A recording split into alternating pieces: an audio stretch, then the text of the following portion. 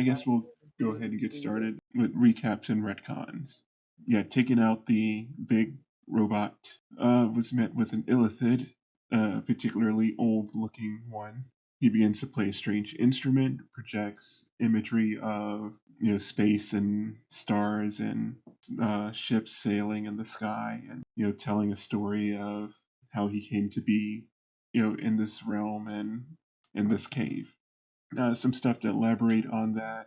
The dwarves that originally worked this mine, they partially built their own robotic bodies and with the help of his brother. He told you at some point he was controlling them to attempt to dig into the Underdark, but somewhere along the years, he started to lose his control over them. So he wasn't controlling them as well as he used to. You later learn that Karak, the only name that you know to call him, because the onomatopoeia that the kids used to describe the sounds that he made, you find out that he had been controlling the other automatons by some means, most likely through the mechanisms that bind them all together. Instead of going throughout the entire cave, I was just going to give you a list of things that you find. There's containers, there's like crates and barrels of loose crystals around that you gather up enough that you could probably sell them for around 60, 80 gold.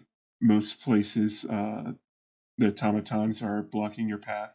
Again, not being hostile, but clearly implying that they don't want you moving around too much in here. As far as like loot, Broxim, you have this instrument that the illithid was playing. It looks like an orb. There are 5 holes on either side. There's in the middle, like the entire circumference of it. In the middle is like glass, and inside you can see what looks like circuitry. That's if you fiddle around with it and open it up. You'll see that it kind of spreads apart and exposes that glass center. Other than that, it's quite rounded, quite smooth. Another thing that you find in here, there's a rounded shield that is ornately designed. It has like nice, like a filigree, like curves and swirl patterns going around it. And there's a star in the middle. There's the hammer that Karak used, but it is too big for anyone to move. And I believe when you long rested, you met back up with Bardley. Anything anyone wants to add? Can I investigate the musical orb thing? Give me an investigation. It's foreign to you. Can I draw said orb in my book to see if it will tell me anything about it? Sure. You actually haven't messed around with that in a while. Give me an investigation with advantage this time. Wow. You think that it doesn't give you a lot of information, but it pretty much tells you how to turn it on. That you put your fingers in it, like in each of the slots, and when you do this, you'll feel that you're able to like depress portions of the inside, and you're able to push in and push up, and that just moving your fingers around inside these holes, you can feel mechanisms being manipulated, and it tells you the sequence to turn it on. And if you decide to do that, you just get some flashing lights and maybe a noise or two here and there. So we got, just to recap, we got the musical instrument, You got a couple of crates of common crystals. Field with a star on it. Yes. Zaida looked that over. Okay. It's what are you trying to find out about it? Or you just Is it magic? Give me an arcana. Bless you. You're not sure. It's not screaming magic to you, but you can't be sure. Do I recognize the symbol? Give me a religion on it. Can I investigate it? Since Zaida is the one looking at this, I'll allow you to assist. Zaida, arcana or religion, whichever. Good. So you have a +3. Nice. All 21. right. Yeah, yeah. Are you the religious type? No. So you're not the religious type, but in your band of mercenaries, there was one who was a devout follower of Mistra, and she's known for 7 stars in a circle, and the shield just has a single Mistra style star in the middle. Might have something to do with Mistral, I think. Goddess of magic. She's like the goddess of magic.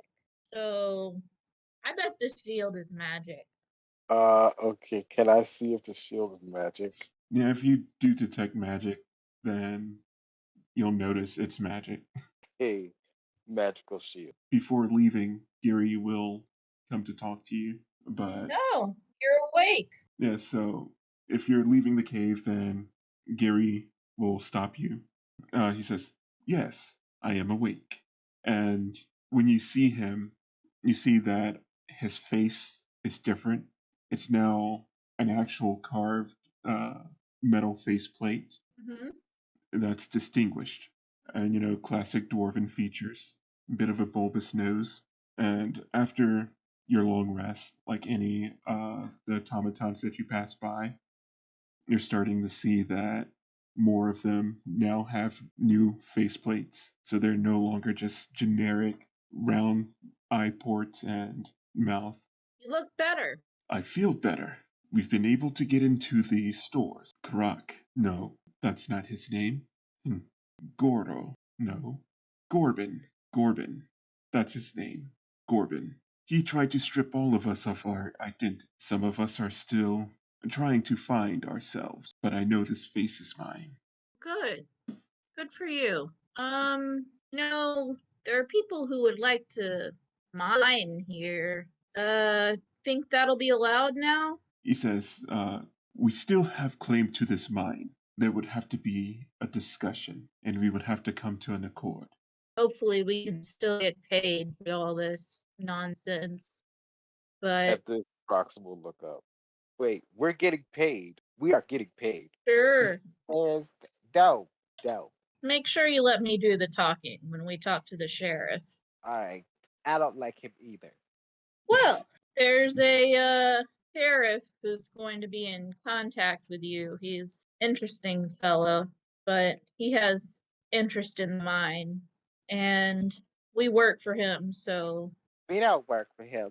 I mean, we're literally working for him. He's the one This who's is contractual. okay. What? We are under contract with him. Fake. That's better. So if when you deal with him, you would remember all that we have done for you, we would be obliged. If he is a man of contracts, then he might be a man of honor. Maybe. I still don't like him. I Well, bid you. what do you want to do? He says, I bid you safe travels. By the way, what's your actual name? Do you remember? Clack clack, isn't it? No, that's what the kids called him. What's his real name, though? Does he remember it? He stops for a moment, and you see a flicker of light in his eyes, of course, behind the face mask. Ser. Again? Ser. Yes, Ser. Ser Bronzehide. Bronzehide. Bronzehide. Wait, Broadtime. your last name is Bronzehide? Bronzehide is this my thing- family name. Well, I have This really thing surprising fits news the for you because the sheriff who's coming to speak with you is Cornelius Bronzehide. So he's your cousin, I guess. And nephew. yeah. Wait, Possibly. quick question out of game. When you first met Gary, because I don't remember, did you guys tell him how long it's been? I think that was part of his processing. We told him it had been a very long time. Yeah, I think so. We didn't specify how long. Okay, to that he'll say, Cornelius, not familiar with it.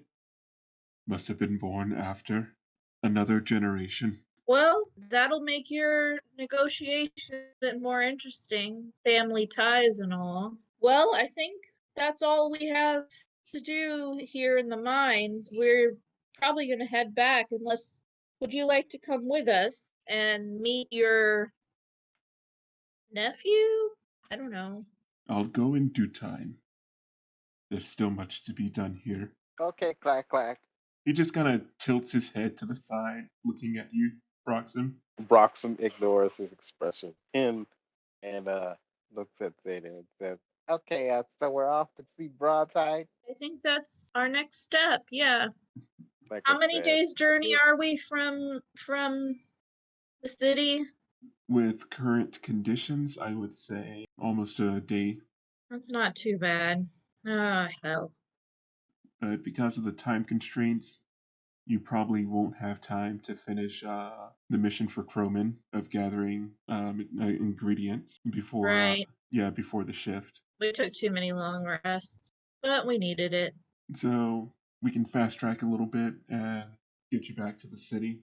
Yeah. But first, as you're traveling, Oh, in the distance, you hear, on the wind, you hear a voice. You hear, ha ha ha ha, ha ha ha ha, ha ha. that's weird.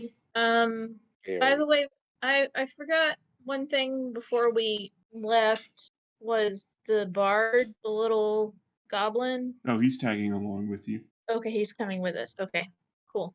So we just hear this voice laughing. In the distance, yes. Can I get perception checks from both of you? Big ol' 4. Wow. Zaida, you're looking in the wrong direction, but Broxim, Uh-huh. Well, That Forest tracks.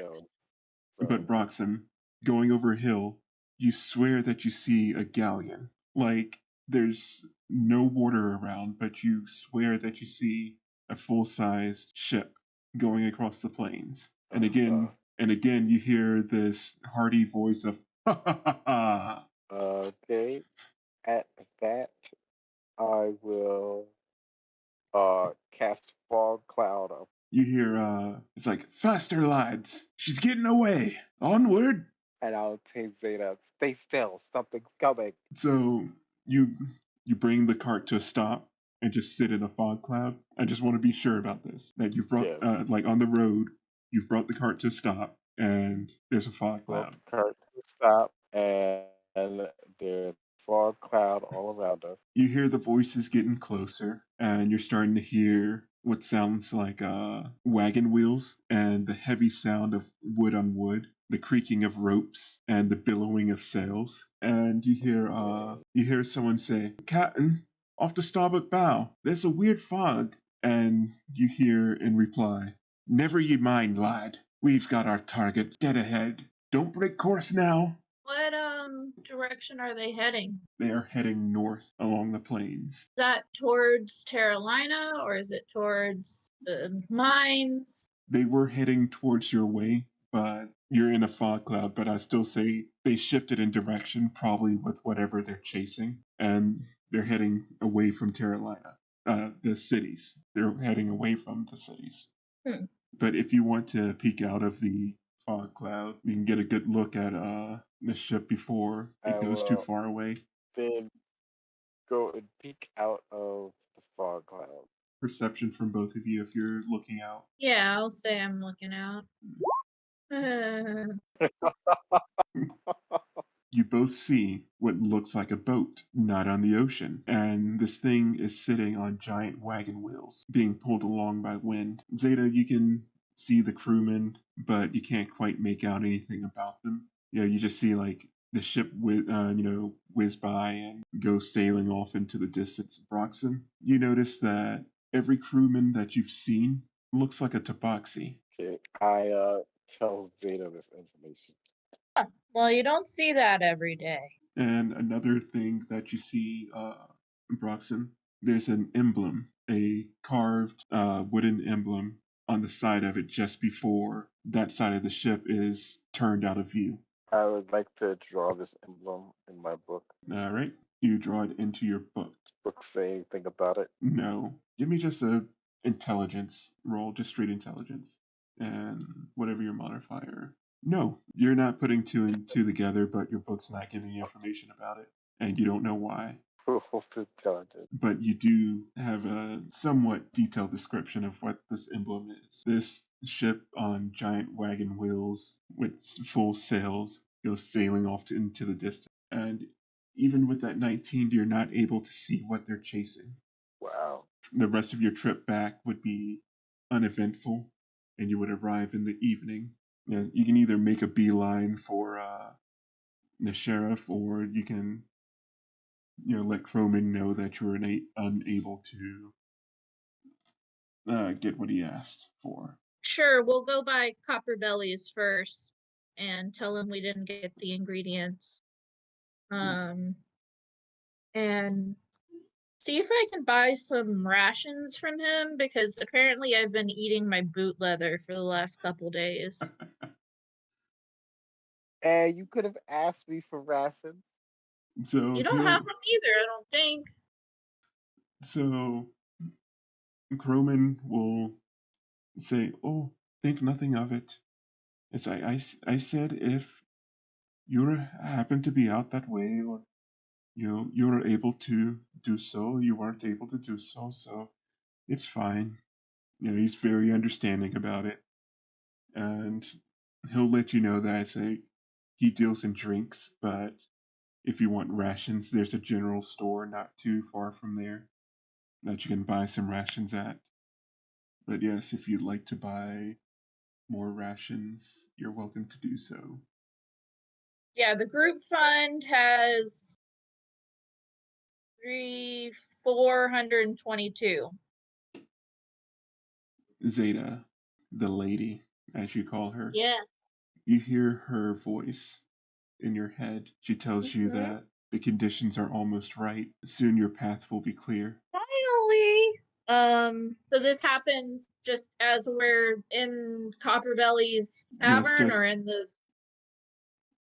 Either one. You just hear it. Zaida, let's see how good Zaida's poker face is. I don't know deception. Yeah, pretty good. Yeah. So you're overjoyed, but you don't want to show it. Right. Yeah. So she doesn't let on, but she's really, really, really happy. Because we don't have Cammy with us right now, I will say that Celeste goes about on her own to do some shopping, and the rest of you with Sexus, and you have a tale of Bardley just kind of following you around. He doesn't know what to do with himself, really. It's like Bardley, do you know how to identify magical objects? That's a good question. As the DM, let me see what spells he has. I gave him one spell. I never filled out his spell chart. He'll tell you that, yeah, I sure can. And then he kind of looks at you and says, I can also identify that your eyes are stunning. Oof. And he wiggles his eyebrow. Yeah, he wiggles his eyebrows a little. Okay, so here, take a look at this shield. I'm pretty sure it's magic. I just think it is. I don't know.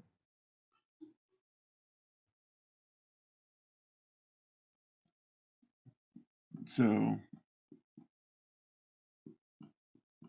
he will use identify on it. Let me see exactly what it says. Baby. I swear I can spell.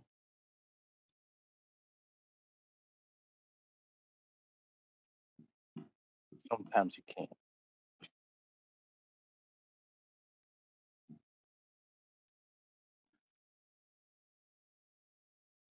Okay. Let's see. You choose one object that you must touch throughout the casting of the spell.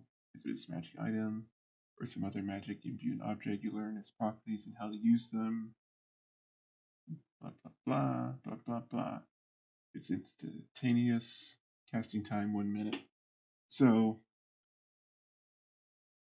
he'll place a hand on the shield.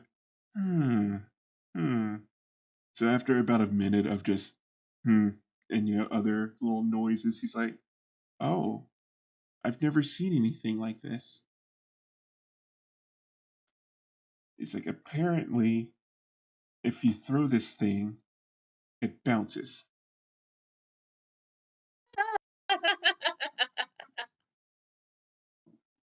Okay. Sorry, that was out of character because you gave us Captain America's shield. In character, She's like, okay, it bounces. That doesn't sound that cool. And he says, when you throw it, it can bounce at least at least 2 times before returning to you. It's not like bonding with a weapon. It doesn't magically appear.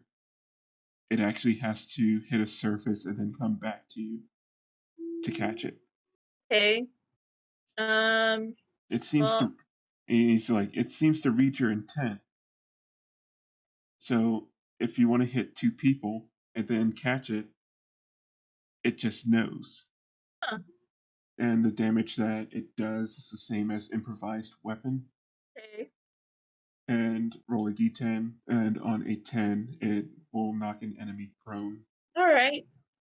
Well, so it should go to either Zaida or Celeste, and I kind of think it should go to Celeste because she's supposed to be a tank.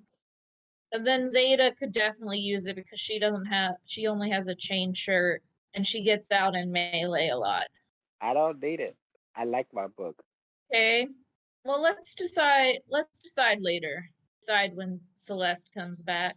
The gold ring, is it magic? Then she'll ask Bartley to identify it or to detect magic on it first, I guess. I don't know. Whatever. So when you hand it to him, you feel a compulsion to put it on. I do? Yes. Give me a save. A Con save? wisdom save. Yes, wisdom save. Great at those. I was gonna say Great will. at those. I was gonna say will save, but I'm like, wait, no, that's Oh, not what not it is. so bad. 16. 16's not so bad. So you're able to resist. This thing is sort of weird. Can you tell me what kind of magic it is? When he tries to identify it, he kind of recoils and says, "It hurt. I tried to," Ow. and he's like rubbing his head. It's like, I don't know what's wrong with that thing, but I can't tell. I don't know what it does. I just know I don't like it. Okay, I'm gonna wrap this thing up in like a piece of cloth and stuff it down in the bottom of my bag again. And we'll try to sell it to a wizard. It's like you're definitely have heard of stuff like this, and you're like, yeah, this thing is fucking cursed. Yeah, try to sell it to a wizard. They like magic shit. So you put it in your bag, and when you do, your bag feels a little heavier. Okay. Not so much like, oh, it's super heavy. It's like, it feels a little different. Right, let's sell this fast. I don't like it. Although, maybe what we really need is an idiot. Yeah, we need to sell this to an idiot, not a wizard. Yeah, Zayda's gonna start poking her nose into curio shops and just sort of she's looking for a patsy, a chump. Give me investigation. Rolling pretty good. So, looking in the immediate area, there's none of those types of shops around. You seem to be on like the level for really just like food. Okay, yeah, let's meet Cornelius first and then You know, you have no problem getting over to Cornelius. And Zek just learned his lesson this time, and he's not invisible as he's traveling with you. So, in Cornelius's office, he says, "So, tell me more about this mine. What'd you find?" well, Your family? yeah. All the bronze hides, most of them left this place a long time ago. There's only a handful of us left around here, around these parts. That's not what Click Clack says. Their Bronzehide is alive-ish. He's a brain in a jar, Yeah, but he has like a new metal body.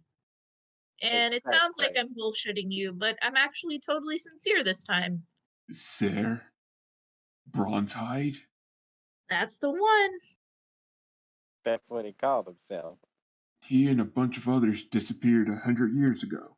Yeah, they So, made themselves metal bodies, and they've been in the mines ever since. He's kind of looking you over, and he's rubbing his chin, and he goes, "So, does he have a bronze hide?" Ha ha ha ha! And he slaps his knee. Zaida, Tabata. You could call it broads. So, you're saying he's been keeping people out the mines all this time? Him and a bunch of other folks that kind of look like him. There was a lot that happened. Zaida, you could tell him all the. So, for the sake of everything, you can gloss over the details and we get the general idea. You relay all that information to him. He's the same one that didn't believe the kids about there being metal monsters and all of that. Right. So now he's really considering his options here. And as proof, I bring out the orb and start like pushing buttons and stuff. Give me a performance. Oh, I did pretty good. Decent enough to not cause ears to bleed, but it still makes a bit of a squealing sound. And Cornelius lifts a pinky and starts digging in one ear. I don't know what you're trying to do with that thing, but I don't think it's quite tuned. He's like, well, a deal's a deal. I owe you some gold. He reaches into his desk, and you see him like fiddling around. And Petunia, his familiar, she's just kind of sitting on the brim of his hat and watching as he's rooting around in his desk. He brings out a little sack and sits it in front of you. 100 gold, like we discussed. Did we? Is that the correct amount? For information. Yeah, but we also cleared the mine. Yeah. From what you told me, it's still occupied. By your family? They're not. You wanted us to clear them out? You wanted us to kill off your own family? Right. Technically, we helped. We cleared out what was killing off adventurers. So yeah, we fulfilled the terms of the deal. It's like, well, this could be a whole nother thing, legal battle, having to dispute claims, and things tied up in court. I have to go all the way to platinum. That sounds like a you problem. Exactly. Because from where I'm standing, we fulfilled our end of the bargain, and you owe us for that. He's like, well, you see here, and he stops mid-sentence and just kind of goes glossy-eyed for a moment, and then you hear him say, understood. So, the approval for the contract with you didn't come from me. It came from my master. You'd have to go see them. Oh. I can arrange that for you, no problem. Wait. They're willing to negotiate with you. They're saying that this is worth a discussion. It's like, I don't like it, but it's not my place to say. I didn't know I was coming into a contract with otherworldly beings, but I guess we need to have a conversation. He's like, because my patron is on their way to becoming a new god of commerce, these types of contracts are necessary. They preside over each one and each deal made by their followers. It's out of my hands now. Well, I should think that a god of commerce should honor their deals. So, right. So seems like they'd be the sort to. And he'll say, "That's not my place to say. I can no longer speak on the matter." Okay. Zaida will not get paid. So he's like, so the 100 gold is still yours. Anything more is that discussion. He'll lead you to a back room, and on the floor is a circle, and in that circle are arcane markings. He's like, come along. Okay. Didn't we do something like this before? He says, I don't think you've done this before. He asks you to join him in the circle. The last time I did something like this, everything went crazy. I've got a bad. He puts his hands together and he starts a chant, and then he places his hands on the circle, like on the floor.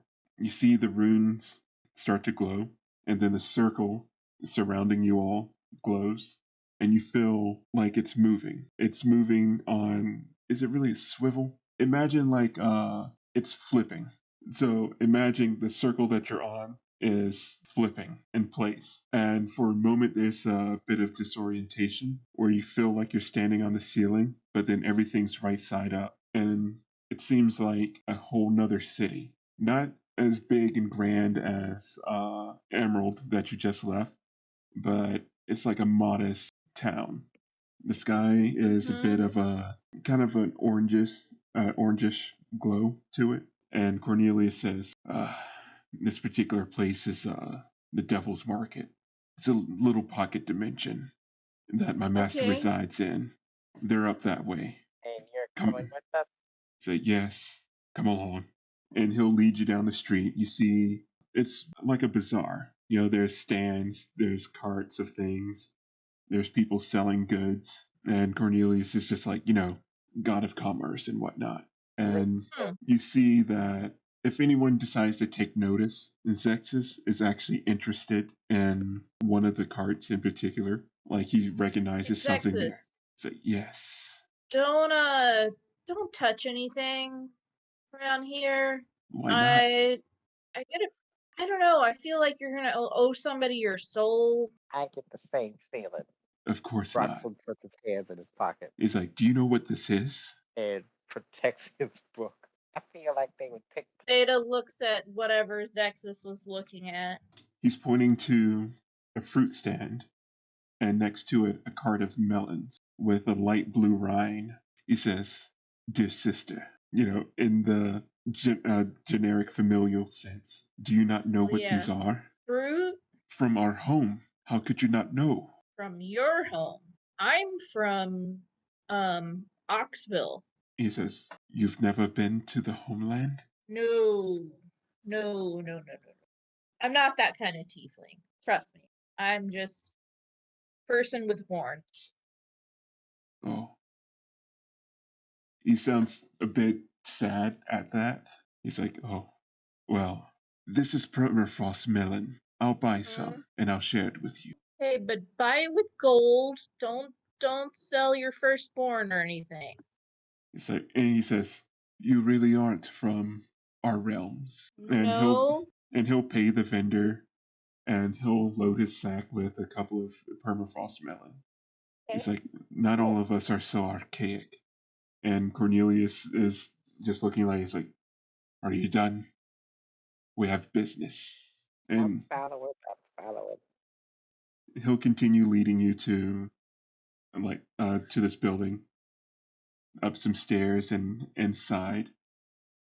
And back you see piles of gold and treasures, platinum and silver. You see artifacts and what you can only guess are magical items, full suits of armor, shields, spears, swords, and it's just all piled around. And in the center of it is a throne, and sitting on that throne is a well-dressed tiefling. I say tiefling, but you see the horns, you see the light red skin, but there's dark patches of scales, of deep red scales. And affixed to the back, you see wings that every once in a while flex and then collapse back in. And Cornelius kneels and bows his head and says, Master, I brought him for you. Zaida bows respectfully, but then stands back up straight. I like this one, says the person sitting on the throne. A show of proper respect. They come off their throne, and you can hear the coins crunch and slink around as they descend the pile. And standing before Cornelius is, once again, they look tiefling, but they have very draconic features. They're in well-dressed robes. Their body looks feminine, but you hear a deep, raspy voice whenever they speak. They're wearing a hat with a brim that, if they tilt their head, it covers their eyes, which glow like the dying embers of a fire. So they just have this faint, fiery glow to them. And every once in a while, when they breathe out, you see a bit of smoke. It's more noticeable when it's a heavy sigh, and they say to you, so, let's discuss business. How should I address you? Oh, my manners. You can call me Valdir. Valdir. It's Yes. an honor to meet you and to do business with you. I am so pleased to report that we have fully fulfilled our side of the contract. Yes, about that. Come, have a seat. And with that, Valdir claps their hands, and out of this treasure pile walks a table, and followed by the table are chairs, and they position themselves in front of you all. The table plops itself down, and then the chairs walk up to the table and then come to a rest. Okay. Um, is it okay if I stand? I mean, being a gnome and all. Oh, I see. Adjust yourself, sweetheart. And you see one of the chairs lift itself up so that when you sit in it, you're equal height with everyone else. And you hear Valdir say, Oh, No. Let him sit first. Go on, please. at the sight of this, I will sit down. And again, the chair will raise itself up so that you're at eye level with everyone else. And you notice that I'll look down at the floor and and you look notice up. that and you notice that everyone's chair, including Cornelius's, is adjusted so that everyone is at eye level. Okay. It's like even though Valdir has a much fancier chair than everyone else, they're still sitting at the same level as everyone else. And Valdir will say, At this table, we are all equals. I appreciate that. Now, Yes, why yes. exactly? The contract. Yes. Yes, I'm not trying contract. to go back on our terms. I will still provide you with the gold you were promised. It's just when Cornelius originally presented you with this, he understated the value of that particular resource. I might be one who believes in greed, but I do believe in what's fair. So, in addition to this, I will offer you one favor. Mm-hmm. What are the terms of this favor? Not that anyone could harm me, but nothing that will bring me harm or harm to any of my followers. Nothing of monetary value. And although I'm not opposed to eliminating individuals, I will, however, say that I look upon it unfavorably. If there is something that is beyond your power to get through, deal with, I can assess it and provide adequate support. Provide me with a hypothetical, and I will answer whether or not it would be within the realm of possibility in terms of this agreement. Hmm. Um. Okay. Let's just say that a friend of mine has like this unspoken deal with unseen people who give this person information in exchange for something that they don't really. And she starts to just vaguely describe Broxim's situation. As you say that, you see Valdir's eyes dart towards Broxim and says, Oh, I'm sorry if you're referring to that. And pointing to the book, that is a contractual dispute. That's something I cannot involve myself in. Brox's Screw very Izzy. like, hey, we are not talking about my book. But how screwed is he, though? I am not scared. It all depends on My book is precious. what he wants out of this deal. Yeah, he's screwed. Okay. That was something. Zaida really wants to ask about the lady, but she doesn't want to say it in front of Broxim. She doesn't really trust Valdir anyway. What if we were in a fight that looked like it was going bad? Could we just call out your name and have you show up and smite? What? If one of you were to be a follower of mine, then yes. Really much of a follower, and I don't know, Broxim's sort of already spoken for. I think he sold his soul and doesn't realize it. But You know, what else? that is very rude of me to try and force you to be one of my many. I would help, no strings attached. By my divine grace, you would be saved, if that is the favor you would ask of me. Okay. Okay. I do want to increase my numbers. I am very close to my divinity, but I do only want the willing. Cheap tricks and forced servitude is beneath me. That works for me. Then have we reached an accord? Broxim, anything to add? Starters fees will get paid, right? You will Sort not of. get paid. It's just an addition. I owe you the recovery of this mine. It will greatly increase the wealth of I and my people. Okay. Alright. Fine. Proxel nods Then it is agreed. and then says, "Can we go get a drink now?"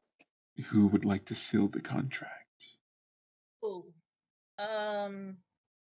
For it is they who will be able to call me, Oh. and I will be unable to refuse. I mean, I'm already loaded with magic of every possible kind. Right. What the hell? Zeta volunteers. She's not very bright, so she might not realize this is a bad idea. So Valdir will reach out their right hand to Zaida. Hmm. And if you offer yours, Valdir will take it and say, "Look into my eyes." Yep. It's like, with this, we are in agreement. Until I am called and my service is done, I am in your debt. And Valdir will breathe out heavily, and you see a thick black smoke go towards your hands and surround it. And then they say, and with that, the contract is complete. What you ask Right. of me, I cannot refuse. I have given my word. Okay. That's interesting. She's definitely nervous about this. She knows it's not necessarily an even Steven deal, but like I said, not very bright. So good doing business with you, Valdir. Business is my business. Indeed. I think it's time for us to leave now. Yep. And do spend some coin in the market if you like. We have things from all the demon realms that you won't find on the surface so easily. And with that, Valdir will bid you adieu. So yeah, that that is that encounter. So Cornelius will usher you back to the portal. You'll see Zexus hanging around a couple of carts, picking up things, and buying some stuff. And it's just all food, or what you assume to be food. Broxel will wait for the chair to sit down and follow. And then ask again, so that means we're going to get beer, right? So Zexus will say, "We can have something better than just beer." Well, the last beer I had was pretty good at the place. It's like, no, you don't understand. This thing here, we have to get back to Croman. I have to see if he can make it. It was great last time, wasn't it, Zaida? Yeah. Mm. He's a really skilled brewer. So, but I bet he can do something really interesting with your new ingredients. So Cornelius takes you back to the surface. You're no longer in the Devil's Market. You go back to Croman's shop.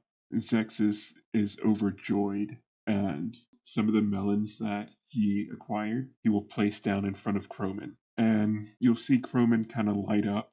Is that what I think it is? And Zexus is like, yes, it's permafrost melon. Oh, I haven't seen one of these in quite some time. They're rare around here. Are you trying to make... Would you like me to make permafrost wine for you? And Zexus is just like giddy. He's like, yes, yes. It's like, it'll be a few days, but I can make it for you. So in a few days, Croman will make permafrost wine for you from the melons that, well, some of the melons that Zexus bought. Okay, cool. But if you're willing to get drinks, like at the moment, Zexus will serve one of the melons with to everyone, and Croman chooses a drink that pairs well with it, something that's light and not overpowering for the light flavor of what this melon is. Zexus looks to you, Zaida, and says, to teach you a little something about our culture. This is permafrost melon. It grows in the coldest regions of our home. It's called that because the outside is insulated in such a way that there's a core, the heart, stays frozen. Rich juices that stay iced no matter the outside temperature. And he'll cut into the melon, but he doesn't use a regular knife. He uses one of his sonic, knives. He says very few things can really cut into this rind. And he'll open it up, and you'll see this light, clear crystal of ice, sitting in the middle of this melon. And he'll carve away some of the flesh around, and he'll chip away at the ice and put it into cups. And he'll say, eventually that'll melt a little bit, and you can take a sip. It's very good juice, and the flesh is so tender, it just melts. And so you all can enjoy permafrost melon and your drinks and your little ice desserts, ice juices with Zexus. Yeah. Zeta learned something about her culture. But And Broxim is happy for the beer. and he'll intently watch you, Zeta, as you're eating to see your reactions, having tasted food from your home for the first time. But everything else that he bought is really just snack foods. Yeah. So something that looks like dried jerky lizard or something that he just kind of chews on, and he has like a bit of a tail hanging out of his mouth as he's chewing on it. He doesn't offer it to you because he doesn't know if you can palate it, like if it's something that you'd actually eat. But unless there is anything else you guys wanted to do, we can end there.